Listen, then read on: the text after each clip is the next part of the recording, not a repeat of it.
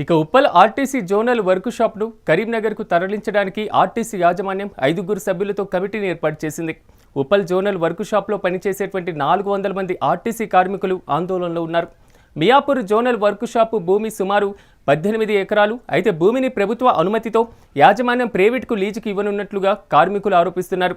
Zonal work షాప్ను తరలింపు ఆలోచన వెనక్కి తీసుకోవాలని డిమాండ్ చేశారు.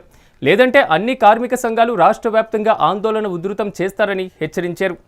ఓకే, నా పేరు VS Rao, TSRTC staff and workers federation ప్రధాన కార్యదర్శిని.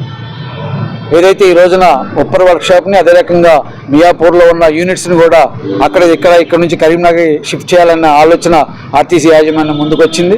దాన్ని అమల్లోకి రాకముందు అడ్డుకోవడం కోసం గత వారం రోజులుగా ఇక్కడ ఉప్పల్లో ఆందోళన జరుగుతుంది. ఈ ఆందోళనలో భాగస్వామ్యం కావాలని చెప్పి ఈ రోజున ఏదైతే స్టాఫ్ అండ్ వర్కర్స్ ఫెడరేషన్గా దేశవ్యాప్తంగా కూడా ఆర్టీసీల పరిరక్షణ కూడా దినంగా పాటిస్తున్నాం. ఆ సందర్భంలో ఇక్కడ వీళ్ళతో పాటు కలిసి ఈ ధర్నాన్ని పాల్గొనడం జరిగింది.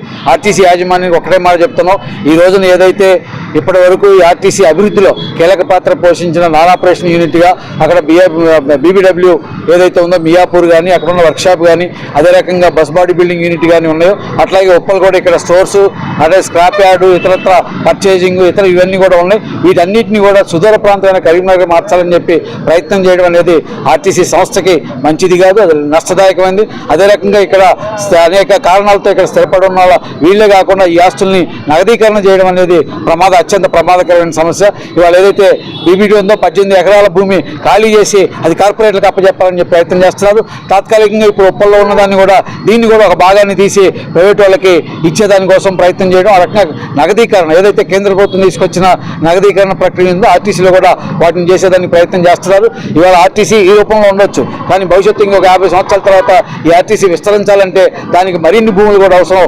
అందుకు అవసరమైన భూములు కొని పెట్టి వాటిని పరిరక్షించాల్సిన బాధ్యత తీసుకోవాల్సిన ఆర్టీసీ యాజమాన్యం, రాష్ట్ర ప్రభుత్వం ఆ పని చేయకుండా ఉన్న భూములన్నింటి ఖాళీ చేయించి ఆ పేరుతో ఈ పేరుతో వీటన్నిటి షిఫ్ట్ చేసి ఆర్టీసీని నిర్వీర్యం చేసేదానికి ప్రయత్నం చేస్తున్నారు.